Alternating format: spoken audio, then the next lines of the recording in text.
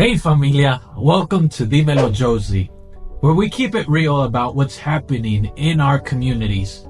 Today, we're talking about something that's very terrifying in our communities, immigration raids, and not just the ones that you hear on the news. I'm talking about the ones happening right here, in our home, in our city, Las Vegas, Nevada, in our neighborhoods, in our markets, in our rural Nevada towns. And I'm going to be honest, what's happening feels like people are being hunted. But this episode isn't just about fear. It's about knowledge. It's about power. It's about reminding our gente that we still have those constitutional rights. Now let's go a little bit into detail on the reality on the ground.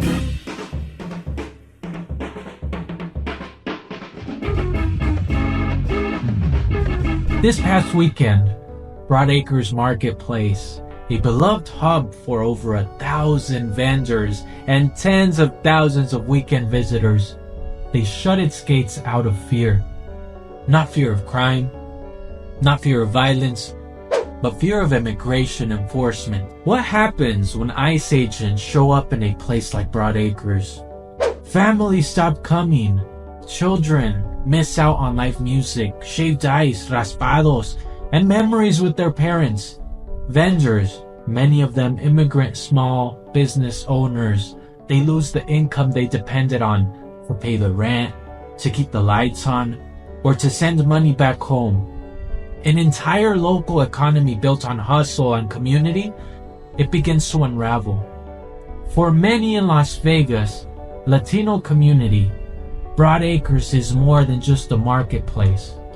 It's a cultural touchstone, a place where people feel seen, heard, safe. Now thousands who regularly gather here must weigh the simple act of not showing up. Why? For the risk of being separated for their loved ones. When immigration enforcement creeps into spaces like this, the damage goes beyond individuals. It disrupts our local economy and it tears the social fabric of Las Vegas. The closure of Broadacres means fewer dollars spent in our neighborhoods, less support for working class families, and more fear in a city that thrives when its communities feel protected and policed. We can't afford to lose spaces like Broadacres. Not now, not ever. This is bigger than just a marketplace. This isn't just about Broadacres. It's about the larger pattern that we're seeing in our communities, especially in spaces where immigrants gather, they build, they thrive.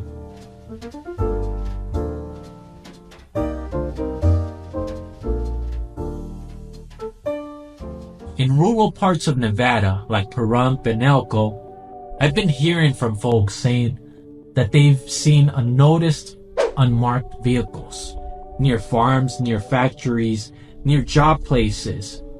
No uniforms, just silence, and the sense that something's coming. These are places where people, they're just trying to survive. And when marketplaces like Broadacres, they close, it's not just about lost sales. It's about a community losing a safe space. We need to ask ourselves, what happens when the places that made us feel safe stop feeling safe? Our churches, restaurants, and how can we as neighbors, as business owners, as community members protect one another? Let's talk about what this actually means in our community. A father who had to miss their daughter's graduation because he was taken while cleaning hotel rooms. A mother separated from her child while walking to the bus stop in East Las Vegas. A food street vendor at Broadacres who had to pack all of their products and leave the only source of income available due to the site being closed. This isn't about politics. This is about our people. They're disappearing, and without a warning. This is about children growing up scared of sirens. It's about undocumented elders afraid to go to the doctor. This trauma, it's happening in silence.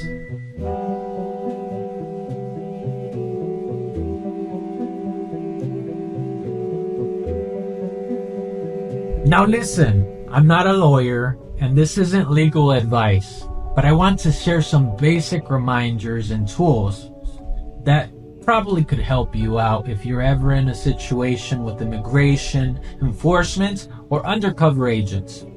Number 1, you don't have to open the door unless they have a warrant signed by a judge. If it's just a paper, slide it under the door. Look for the word judge or court. If it's not there, you don't have to open them. Number 2, you have the right to remain silent. You can say, I choose to remain silent. I want to speak to a lawyer. And that's it. Number 3, you don't have to sign anything. If they hand you a paper, you can say, I will not sign without speaking to my legal attorney. Number 4, you can ask, am I being detained or am I free to go, officer? If they say you're not being detained, walk away calmly. Number 5, if you're in a public space, you can record as long as you don't interfere physically. It's your right. And finally, talk to your family, to your kids. Help them memorize a safe number to call. Write it down. Put it in your backpack. You're not being paranoid. You're being prepared. Dímelo Josie is more than just a show. It's a space where we tell stories that they try to hide. It's a space for our comunidad, for our vendors, farm workers, mothers, fathers, our youth. So if you're watching this and you've experienced something like this, a raid, a scare, or just the pressure of being undocumented in this moment, reach out. And if you have a small business, a horror story, a movement, a dream, I want to hear from you. Share this video. Start the conversation, because staying quiet won't protect us, but standing together might. See you next time, familia. This is Dímelo Josie, and I'm just getting started.